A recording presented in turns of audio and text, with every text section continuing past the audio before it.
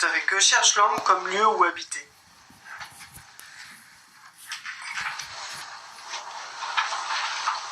La question pose deux choses. Elle pose l'habiter et le lieu.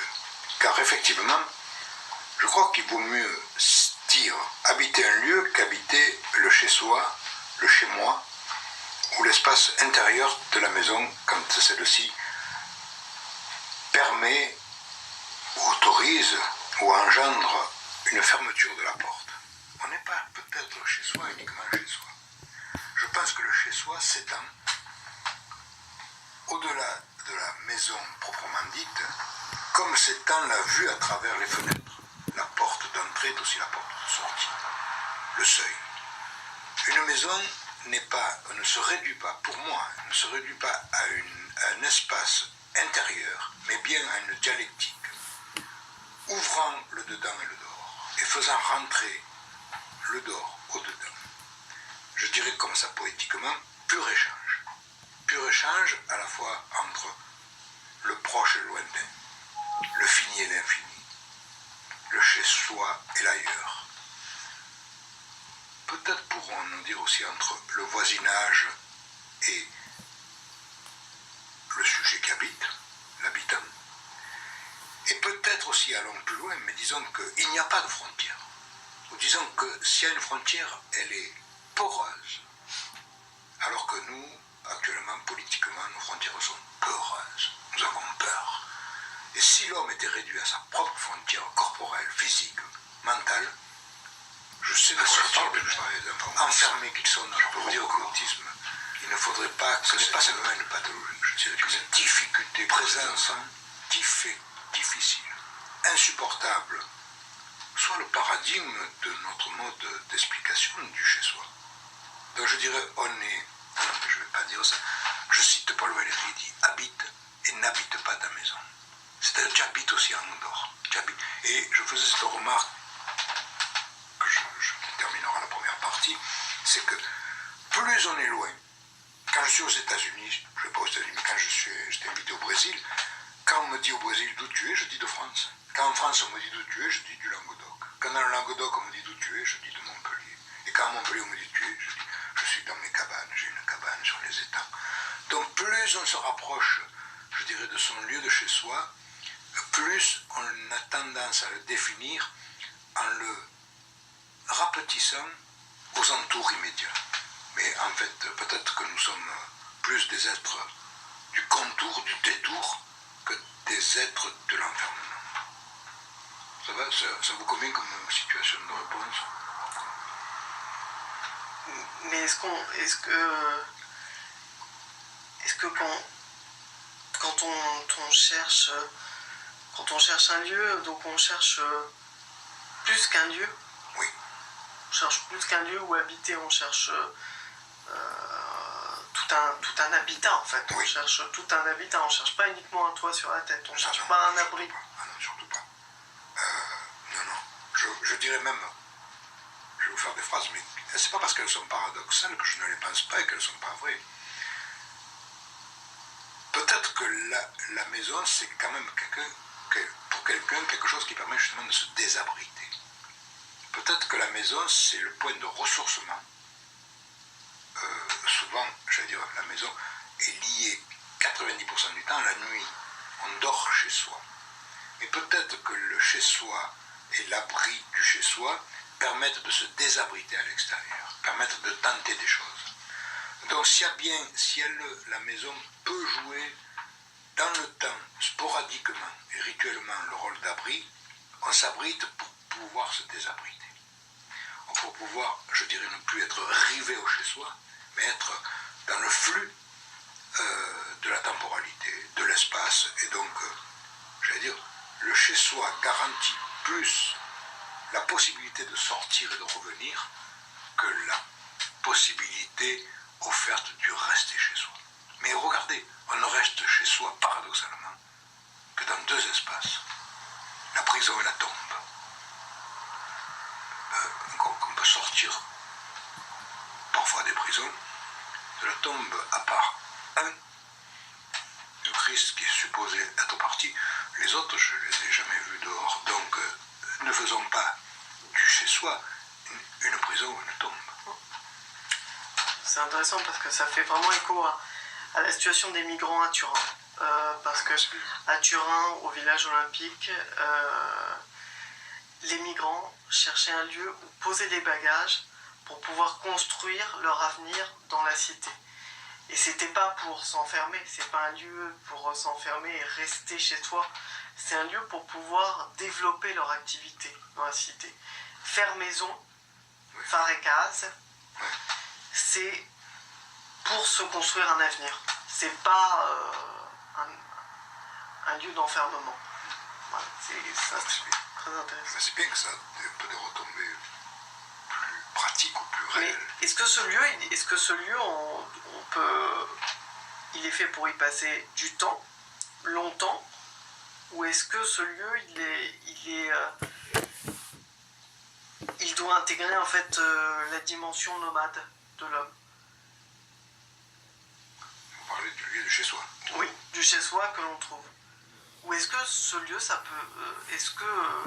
enfin, toute la problématique, toute la question au niveau de la demande de logement, est-ce que la demande de logement, par exemple, elle intègre... est-ce qu'elle ne devrait pas intégrer ce besoin de mobilité des personnes? Et cette possibilité de s'installer chez soi pendant un mois, un an, 10 ans, mais aussi moins. Une période, ça peut être une période courte comme une période longue. Et garantir une possibilité de départ. Pas uniquement une possibilité de départ dans la ville, mais une possibilité de départ hors de la ville, beaucoup plus loin.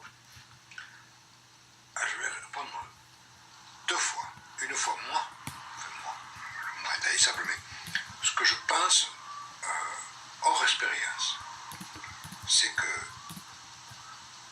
toutes les grandes choses se font quand le sujet, ou l'être humain, la personne, peut quitter. Quitter, c'est pas abandonner. Quitter, c'est pas perdre. Quitter, c'est pouvoir manquer à une place trop déterminée et trop déterminante. Quitter, c'est donc se libérer de cette détermination. Donc je pense que oui, normalement, je dirais, dans l'espace dans lequel je suis, la maison devrait être comme un port pour un bateau. Un lieu qu'on quitte, un lieu où on peut s'amarrer, mais c'est aussi, je ne veux pas jouer sur les mots, s'amarrer et démarrer. Être et partir. L'autre réponse sera plus clinique, elle sera plus freudienne, j'allais dire. Et je vais découper 3 espaces. L'espace obsessionnel, sur lequel j'ai beaucoup travaillé. L'obsessionnel ne peut pas quitter le chez-soi. Puisque toute altérité, tout autre est une menace. Tout autre est une menace parce qu'elle lui signifie la différence, l'écart entre lui et l'autre. Et donc quelque chose de l'inconnu auquel il ne peut pas se confronter parce que c'est une menace pour son corps et pour son être au monde. Ensuite, la contrepartie de l'obsession, ça serait le schizophrène. Dans la schizophrénie, le corps est morcelé. Le sujet ne fait pas unité avec son corps. Donc il est partout hors de chez lui. Il n'a pas de chez lui. Il n'a pas d'habitat ni d'habité, non pas parce qu'il est dans l'errance, mais parce que son corps ne peut pas être rassemblé même autour du nom propre. C'est un peu compliqué ça, mais son corps est morcelé. Il se dissout dans l'espace. Donc pour lui, c'est pas qu'il quitte son espace, mais c'est qu'il n'en a pas. Ensuite, le 3e espace que je prenais, c'est l'espace hystérique.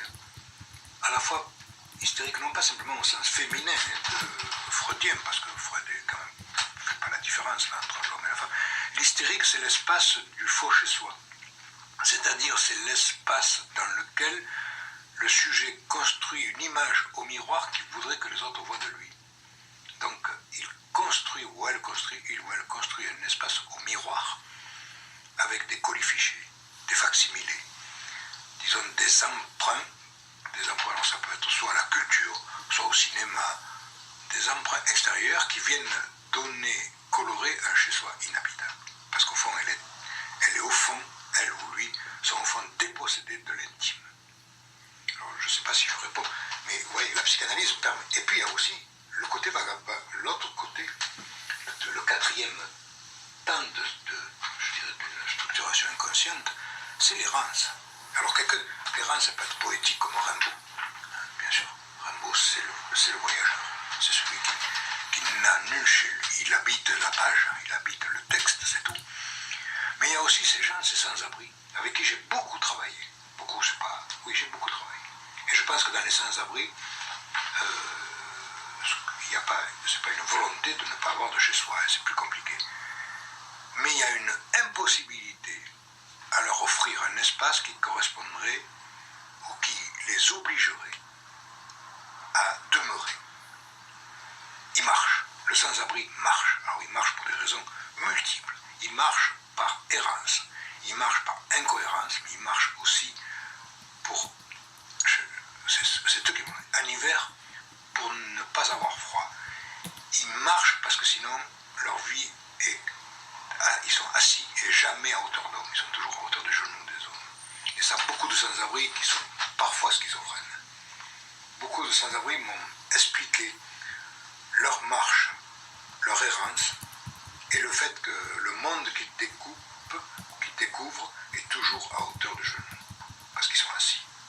Et ils ont cette espèce de regard, je dirais, du bas vers le haut, dont nous ne pouvons pas savoir quel effet ça peut faire au bout d'un temps assez long. Je ne veux pas donner un bateau, mais c'est quand même pas rien.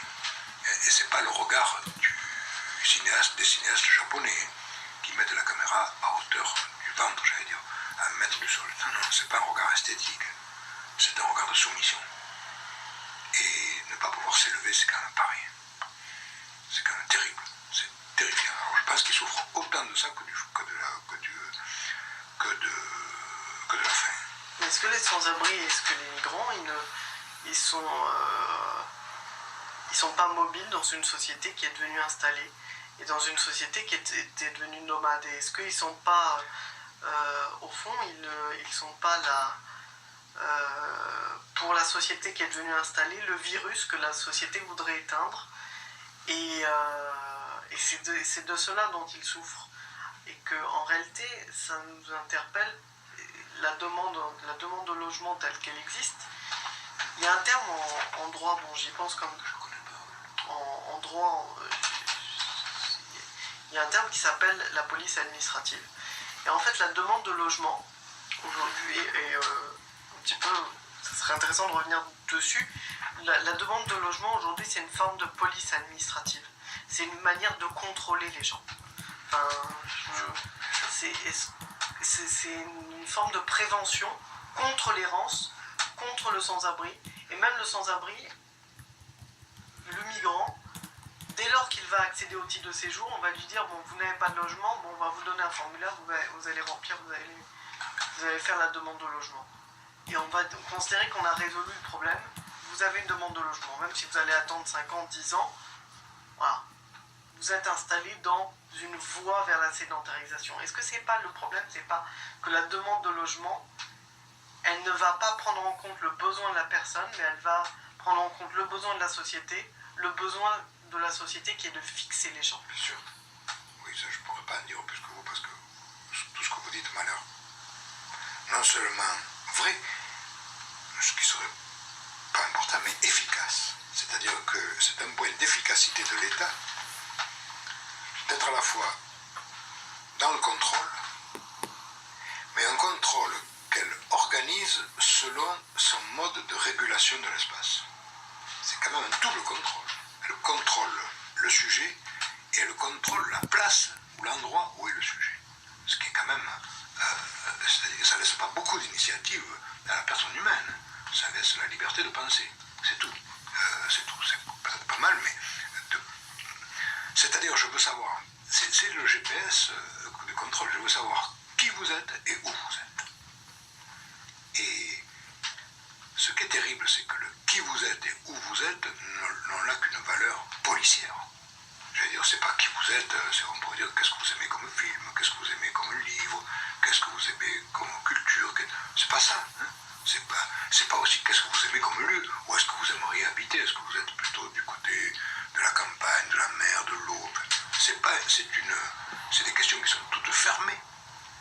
Et c'est des questions fermées fermées, dont les réponses sont fermées, et elles sont faites en troisième temps pour enfermer le sujet dans cette fermeture. Je pense que c'est une double fermeture, ce qui est terrible.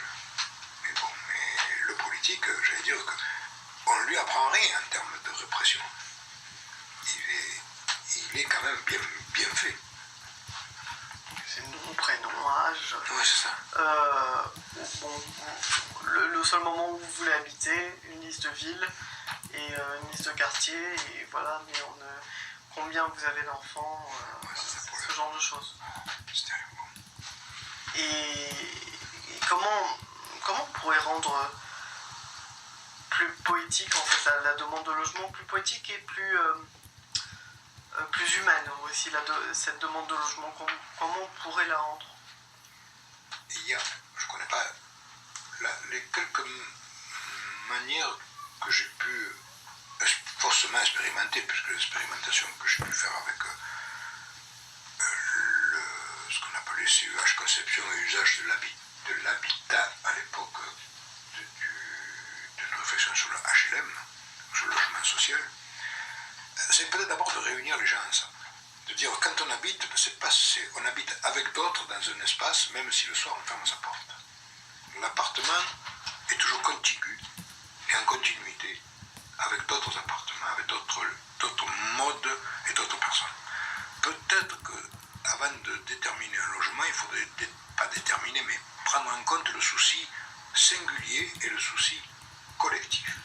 Car habiter, c'est habiter à plusieurs dans un espace. C'est pas habiter dans la famille, par la famille, réduite à, je dirais, à l'espace du chez-soi. Dans un autre temps, ça serait aussi je dirais que le logement social pourrait un peu, aurait dû, au moins sur le paradigme de ceux qui nous dirigent, qui eux-mêmes choisissent leur couleur, la forme de leur rideau, la manière je dirais, d'habiller l'espace. Peut-être aurait-on pu trouver autre chose que la construction, ce que je disais tout à l'heure, la construction sous ces chemins de grue comme ça, de 200 F3 identiques, 200 F4 identiques, c'est-à-dire qu'on fait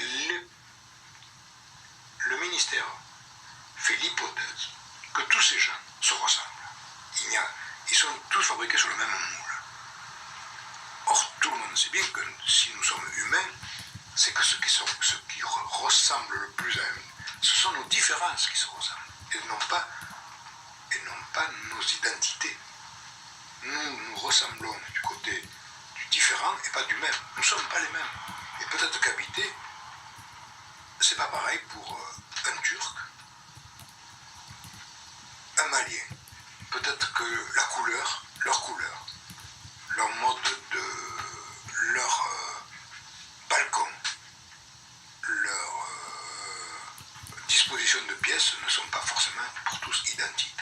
Peut-être ont-ils un mode d'habiter qui est différent du nôtre et qu'on aurait pu se soucier un peu de ne pas les déraciner de tout et de leur donner quand même des points symboliques d'accrochage.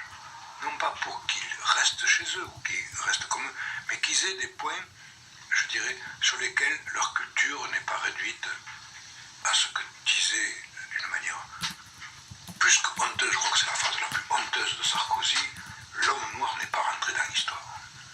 L'Africain n'est pas rentré dans l'histoire. J'aurais été là, j'aurais quand même dit que l'Égypte était encore en Afrique. Et que l'Égypte, sans l'Égypte, il n'y aurait pas eu les Grecs, et sans les Grecs, la Hongrie serait encore, d'où il vient, serait encore dans le royaume des Huns. C'est-à-dire que pour un vol de poulet, on coupe les deux mains. Donc il faut quand même pas... C'était pour moi la phrase la plus honteuse, la plus catastrophique que le chef d'État ait pu faire. L'histoire, il n'est pas rentré dans l'histoire. Enfin bon, je m'arrête là. Ce serait pour la peine de mort. Actuellement, la situation, en fait, donc, elle produit, en fait, la demande de logement social, elle produit une situation d'assigné à résidence. Mais au fait, au fond, on est assigné à résidence on fait une demande de logement social, mais également si on devient propriétaire, parce que quand on devient propriétaire, que ce soit à Montpellier, que ce soit à Cergy ou que ce soit à Marseille, dans une ville, on est propriétaire dans un lieu en fonction de nos revenus. Donc le propriétaire, il n'y a que le riche, la personne qui a beaucoup d'argent, qui va pouvoir devenir propriétaire, soit au centre de Paris, soit au centre de Montpellier. Il va être soumis à la loi du marché. Et donc lui-même va être un peu assigné à résidence, assigné à un territoire. On va lui dire, voilà, vous avez des revenus qui sont suffisants pour habiter à tel endroit. Et s'il ne souhaite pas habiter à tel endroit, il dit, vous pouvez habiter un peu plus loin, vous pouvez avoir une maison, vous pouvez être au calme, mais vous n'avez pas le choix. Donc on vous déracine de l'endroit où vous habitiez, où vous étiez locataire, et on vous met à tel endroit. Donc, et ça produit une situation, l'habitant de banlieue, il va être assigné à résidence, l'habitant d'Hénin-Beaumont va être assigné à résidence. Alors, à partir du moment où il y a cette donnée-là, comment, est-ce qu'une des manières de devenir acteur de son territoire, et ça c'est quelque chose qui est peut-être à inventer, ça serait pas de fabriquer son logement avec des professionnels du bâtiment, des architectes, des artisans, et ensuite, une fois qu'on a construit son logement, de fabriquer tout ce qu'il y a autour de son logement, c'est-à-dire la route, le jardin, le trottoir, ce qui permet d'accéder au logement et d'être dans quelque chose un peu utopique, un petit peu à la Thomas More, mais de chacun participer à la construction et de ne pas le laisser aux mains des sociétés et des entrepreneurs. Et devenir acteur. Alors, et de ne plus laisser... C'est une autre... Alors, je vais répondre doublement. Si tant est que ça ne sature pas les réponses, j'en ai deux. La première, c'est que le système, je dirais presque post-capitaliste, le système dans lequel nous sommes, qui est au-delà, cette espèce de planétarium, la Terre est devenue plate. Elle n'est pas ronde. Elle est devenue plate, fait que dans cette platitude de la Terre, la contrepartie, c'est que les plats arrivent tout préparés. Ça ne prépare plus. On ne prépare plus, c'est-à-dire vous allez dans les magasins, effectivement vous pouvez acheter encore des tomates, vous pouvez acheter des choses comme ça, mais 80% de la nourriture qui nous arrive est déjà préparée. Ce qui signifie que l'homme est exclu de la préparation et du désir subjectif, singulier de préparer un plat. On le prépare à sa place. Et il en est de même pour l'habitat, ce qui est plus grave, parce que ça engage plus d'argent et plus de... C'est-à-dire on donne un habitat où il suffit de rentrer pour habiter. Je laisse tomber le côté consommation, mais je reste sur l'habitat. C'est quand même une représentation de l'homme très étrange, qui est nouvelle dans notre culture du monde, j'allais dire. C'est nouveau qu'on puisse proposer à quelqu'un un espace dans lequel il suffit que la clé, quand il ouvre sa porte, lui donne accès à tout ce dont l'État ou le pouvoir suppose qu'il désire avoir accès. C'est-à-dire le désir du sujet, c'est simplement coalescent ou confondu avec les injonctions de l'État.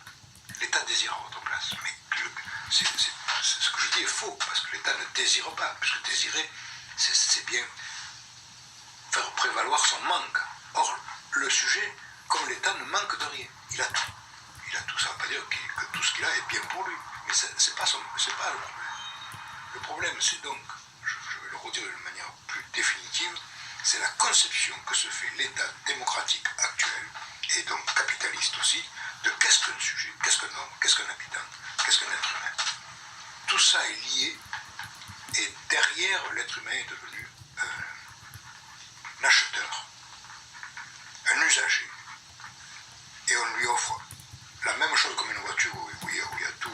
Personne ne peut plus aller chez un garagiste, puisque le moteur Volkswagen ou le moteur Mercedes n'ont mêmes clés pour l'ouvrir. Donc, on est dans un monde hyper morcelé d'un côté, où le sujet n'a plus rien à dire, sinon la contrepartie du sujet, c'est combien tu as dans ta poche, combien tu as dans ta banque. C'est ça. Le sujet, c'est la référence à la banque. Et ça, c'est dramatique parce que, c'est dramatique que au bout de 3, 4, 5 000 ans de culture, nous sommes au degré zéro de la conscience d'un sujet. Il y a même plus ce que disait Foucault avant. Maintenant,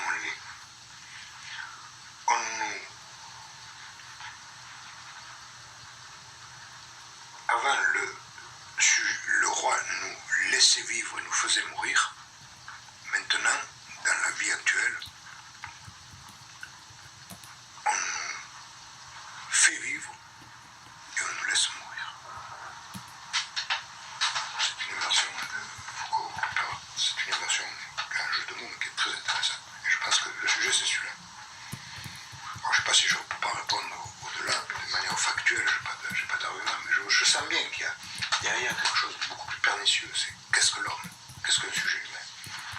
C'est devenu une marchandise. Ou un consommateur. On consomme de l'espace.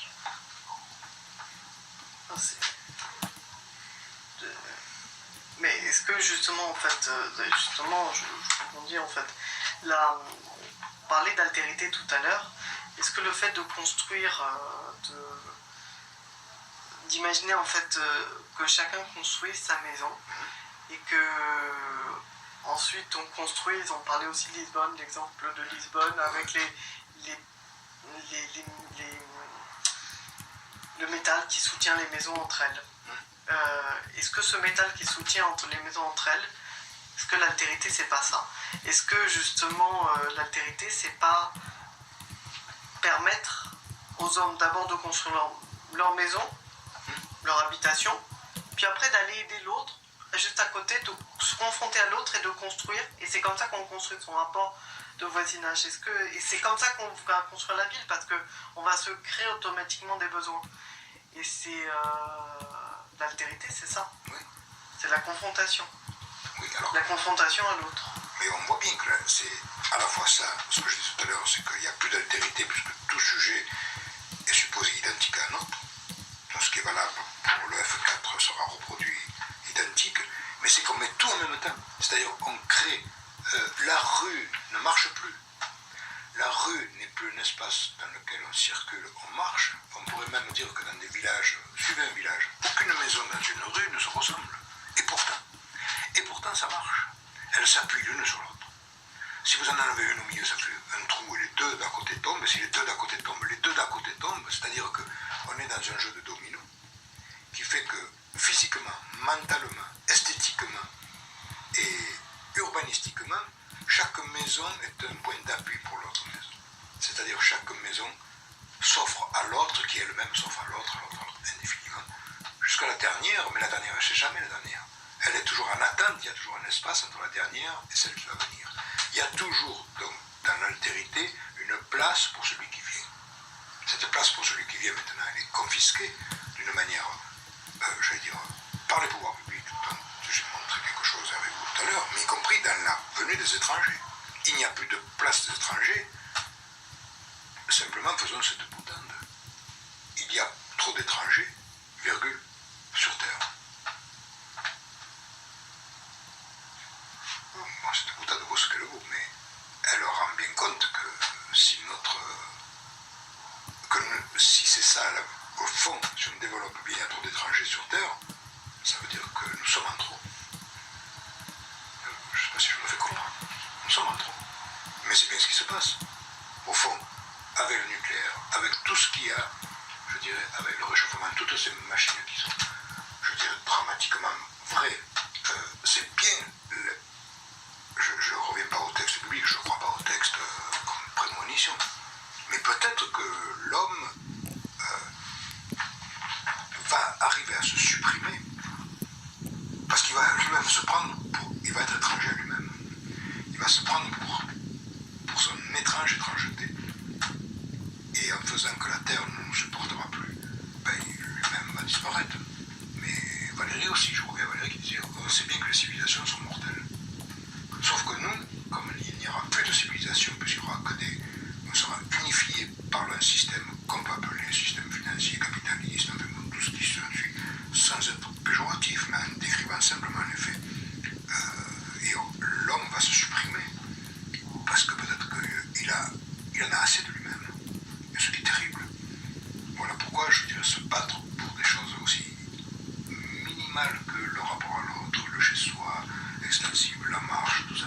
C'est peut-être signifier que nous avons une autre idée de l'homme et que c'est peut-être par ça que l'homme continuera d'avancer, de marcher. Alors que là, on voit bien quelque chose de l'ordre. L'homme est arrêté. Il y a un arrêt. Bah, c'est un petit peu comme... je lisais en fait sur le transhumanisme une interview de Jacques Testard, qui était l'homme du bébé Brouben, qui disait, je lisais ça hier soir, il parlait du fait que on est tous devenus en fait des spécialistes, qu'on dépend chacun de soi, mais qu'en réalité on n'a plus une connaissance du global. Et c'est cette problématique-là, on n'a pas une connaissance du global. C'est-à-dire on a juste une toute petite vision de ce que l'on sait faire. Mais après on ne sait plus rien faire globalement. Et réapprendre à construire sa maison, partir de la maison, partir du territoire, partir de la définition des besoins que l'on a dans une ville. C'est-à-dire dans une ville, c'est construire la maison, faire son manger, le jardin, et ses loisirs, et l'espace public. C'est définir ça, et que dire que dans une ville, on le fait tous ensemble.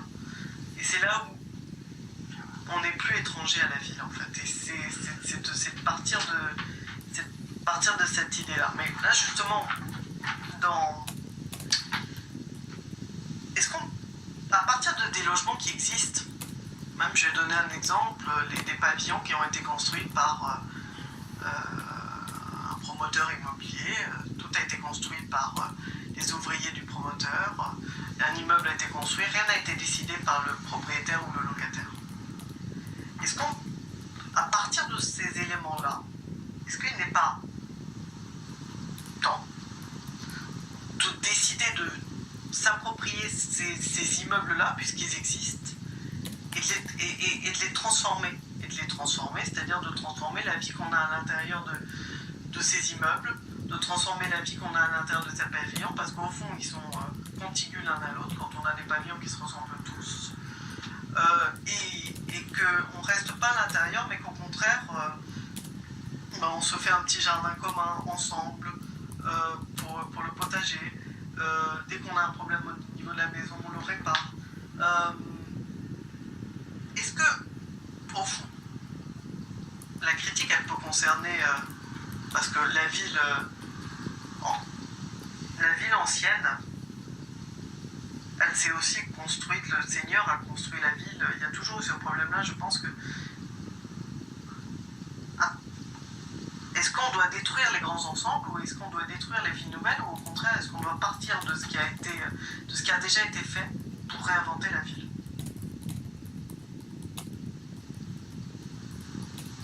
Est-ce que la transition écologique, elle permet par exemple d'adapter les logements existants, de modifier l'intérieur comme de modifier l'extérieur? Je comprends ce que... C'est-à-dire la transition écologique, ça serait d'isoler les bâtiments, donc déjà il y a une modification externe du bâtiment. D'ailleurs je vous donne un exemple, j'avais une amie qui me montrait en Roumanie comment l'État roumain décidait d'isoler les bâtiments extérieurs, les bâtiments soviétiques qui avaient une certaine forme architecturale, pouvaient être assez belles, assez unies. Tout a été peint en rose, en jaune, de toutes les couleurs. Donc c'est affreux, c'est très laid. Décision de transition écologique uniforme en Roumanie. Aujourd'hui, on a le même problème en France. Tous les bâtiments, il y a des pertes de chaleur. Isoler l'extérieur, peut-être ça permet de refaire la maison. Et puis en même temps, en isolant l'extérieur, ça permet aussi, pourquoi pas, de rénover l'intérieur. C'est-à-dire d'adapter en termes de place. Si par exemple on a une personne seule, elle peut très bien décider de remodeler l'intérieur du logement et le remodeler avec des architectes d'intérieur, de remodeler aussi la répartition d'espace, etc. Donc ça veut dire c'est faire du logement qui existe. Ou bien on détruit tout et on recommence tout. Ça peut être aussi notre possibilité. Ça, je sais pas. Ce qui est sûr, et pour moi, je dis pas que je sais pas que j'ai la vérité, mais ce qui me semble évident, ce qu'on disait tout à l'heure, il me semble que seule une crise économique grave, je ne dis pas une guerre, hein, il n'y aura pas de guerre, tant mieux. Une crise économique grave, voilà, je fais la phrase de Hölderlin, qui est un poète, pour moi essentiel, qui dit, là où le péril s'accroît aussi ce qui sauve. Tant que la menace, je dirais, ne pèse pas d'une manière presque irréversible, irrévocable sur ce dont nous parlons, c'est-à-dire l'habiter, l'être avec, l'être ensemble, la communauté, les gens auront cette croyance forcenée que ça peut encore tenir, que ça tient. Il faut que ça lâche. C'est dans le lâcher-prise de ça alors, on voit bien que ce lâcher-prise, chez nous dans le monde politique, ils ne peuvent pas l'analyser. Ils n'ont pas les arguments. Leur seule analyse, c'est de dire ceux qui sont au pouvoir actuellement, c'est-à-dire pas la gauche révolutionnaire et pas l'extrême droite. Mais ça, on s'en fout de ça. Vous comprenez que ça change absolument pas notre vie. Ça change le vote tous les 5 ans. Ça change, bien sûr, que c'est pas pareil d'être dirigé par X que par Y. Il y a des petits changements à la marge. Je ne suis pas naïf à ce point. Mais sur le truc fondamental, c'est-à-dire l'habiter, qu'est-ce que la ville, qu'est-ce qu'être ensemble, qu'est-ce que participer, qu'est-ce que... ça change rien.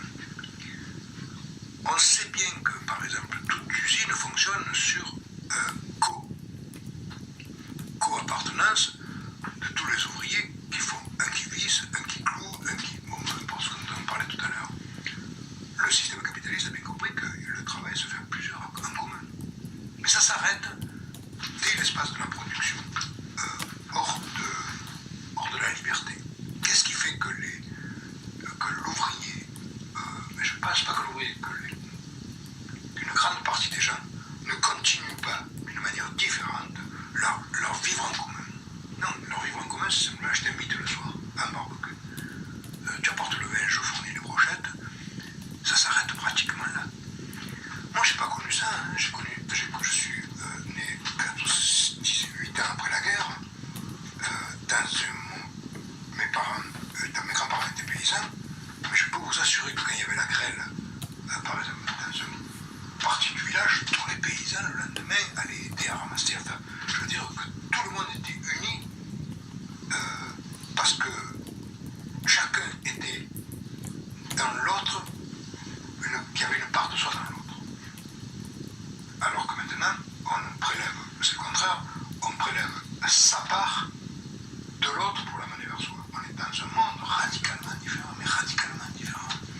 Je me souviens à la SNCF, mon père était un poste assez important, chef de gare, mais quand il y avait un train qui avait 10 minutes de retard, il était aux abois, il allait sur le quai alluné, il disait aux gens, il les prenait à Paris, comment il disait, on a 10 minutes parce que là il y a un problème, il y a un accident sur le train à Béziers, il y a un cheval qui s'est mis pour la route, on vous tient au courant, voici du café, ma mère faisait du café, elle n'était pas après SNCF pour vous chauffer le soir.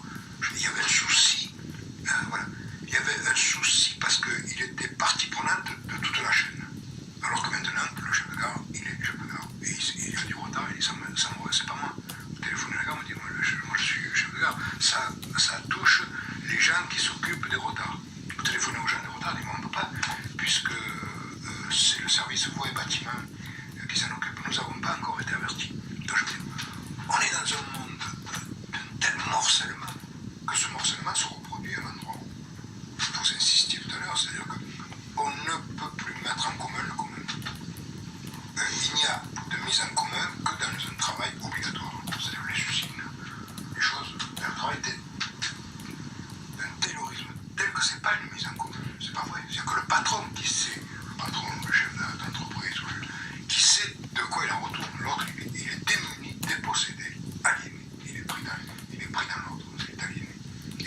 étrange, c'est que même dans nos loisirs, on ne le fasse pas.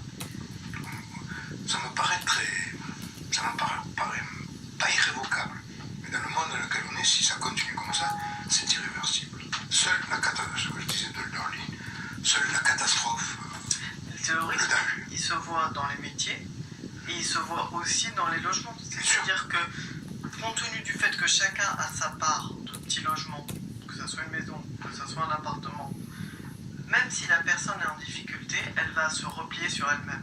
Elle va s'isoler. La personne qui est au chômage, elle va se replier sur sa maison, donc elle va se replier avec ses petits moyens et elle va faire avec ses petits moyens. Mais elle va pas s'appuyer sur les autres. Mais parce que une autre partie de la société va dénoncer sa paresse, va lui dire mais non, il faut que tu trouves un emploi, il faut que tu te ressaisisses et tout, mais elle va pas aller jusqu'à l'aider. Ce qui ne manque pas dans la ville, des lieux qui soient redéfinir le projet de la ville, justement, exactement, définir le projet de la ville, tout simplement, de dire voilà ce dont on a besoin, des lieux où les gens pourraient se retrouver, mais qui ne seraient pas tenus par une municipalité, qui seraient des lieux en commun, des tiers-lieux. Et je peux vous livrer un exemple. Je voudrais terminer là-dessus parce que c'est un exemple qui est parlant. C'est cet exemple du parking à Cergy qui est occupé par les Africains, le barbecue. C'est un parking privé qui appartient à Vinci, qui n'est pas occupé par les voitures le soir. Exactement. La population africaine on fait des barbecues. Alors elle fait payer les barbecues. C'est comme un commerce. C'est un commerce illégal. Parce que la viande, il l'achète. Mais en même temps, la communauté africaine se retrouve, s'assoit tous en cercle et discutent de tout. Ils discutent de tout. Ils discutent des problèmes de ce qui est loin de l'Afrique, mais des problèmes qu'ils ont aussi en France. Et là-dessus, on a des personnes qui ne comprennent pas. Ce qui est drôle, c'est que c'est la communauté africaine qui est plutôt locataire à cet endroit et qui a été un peu assignée à résidence, transposée à Cergy, transplantée à Cergy parce qu'ils ont reçu les logements par des dallos, ils n'ont pas choisi le logement, mais ils ont trouvé cet espace pour faire. Et ça leur permet de vivre le territoire seuls. Mais ils ne vont pas à la maison de quartier. Ils ne vont pas dans les choses institutionnelles, ils décident de le faire sur la place publique. Parce que c'est eux qui sont... Est-ce que la solution, c'est pas ça? C'est finalement pas ça, et ça ne doit pas interpeller les municipalités, l'État, les préfectures Ils ne le feront pas. Ils ne le feront pas. Le problème, c'est que s'ils font quelque chose comme ça, la population ne viendra pas. Bien sûr, parce qu'ils n'ont pas compris. Ils n'ont pas compris que ce qu'il fallait, c'est pas avoir un projet pour l'autre, mais que l'autre ait un projet. C'est-à-dire, un projet, le politique nous vend des projets, parfois très illusoires, parfois avec une langue de bois telle que c'est terrifiant, mais ils nous vendent un projet, auquel eux-mêmes ne croient pas. C'est quand même pas idiot, complètement. On ne peut pas vendre un projet, parce qu'un projet, c'est ce qui se décide en commun à partir du présent vers le futur. Or là, si le projet est, je dirais, préparé, bien sûr à l'avance pour d'autres, ça veut dire que vous supposez que l'autre n'a pas de projet et qu'il va rentrer dans le vôtre automatiquement. Or la notion de projet, elle-même, porte cette contradiction en son sens, c'est qu'un projet se décide à plusieurs à partir de l'inconnu devant soi, alors qu'un projet qui est déjà préinscrit, n'a plus d'inconnu. Donc effectivement, si demain ils offrent la même truc à ces je sais pas, des Noirs, des Africains, d'un espace qui sera encadré, peut-être qu'eux auront envie d'aller investir un terrain vague, jouer au foot, et faire autre chose, et que ça va se déplacer. Ça va se déplacer parce que j'allais vous dire, il y a des choses qu'on ne peut pas imposer. On ne peut pas se mettre entre... Voilà, ce que je vais vous dire est fondamental. On ne peut pas faire l'amour à la place de quelqu'un d'autre. On ne peut pas mourir à la place de quelqu'un d'autre. Et on ne peut pas avoir des projets à la place de nous.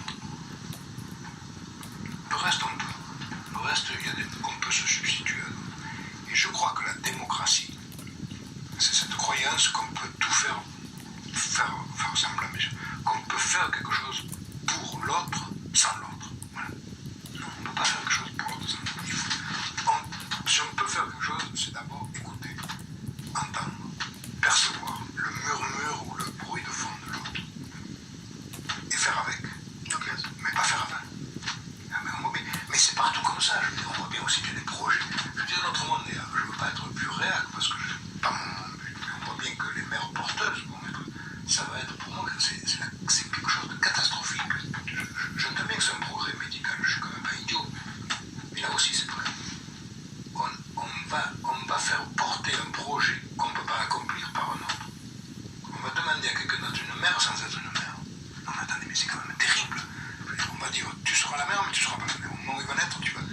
C'est-à-dire, on fait l'économie de tout ce qui est. Un enfant devient un ustensile. On sait bien d'un point de vue analytique qu'à partir du 6e, 7e mois, l'enfant entend des bruits. L'enfant raisonne avec ça. Il habite le corps de sa mère, mais il habite déjà le corps de l'autre.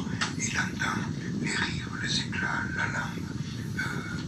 Il a dans le souci que prend la mère quand elle touche son ventre, qu'elle dit quelque chose qu'une ouvrière d'usine qui fera des gosses pour un autre n'aura pas. Et c'est normal, cette femme ne va pas dire c'est mon enfant, puisque déjà c'est plus le sien. Mais on est quand même dans une tentative de marchandiser l'humain. Alors sur les mères porteuses, ça touche personne, on s'en fout, c'est pas grave.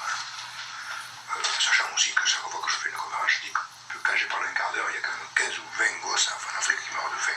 Ça gêne personne. On veut bien payer quelqu'un pour avoir des gosses, on pourrait très bien, se battre pour élever ceux qui sont en difficulté parce que les parents soit morts, soit sont partis, soit peu importe. C'est étrange, on veut bien un enfant d'un autre, mais on veut choisir cet autre. C'est quand même monstrueux. Cette loi est monstrueuse.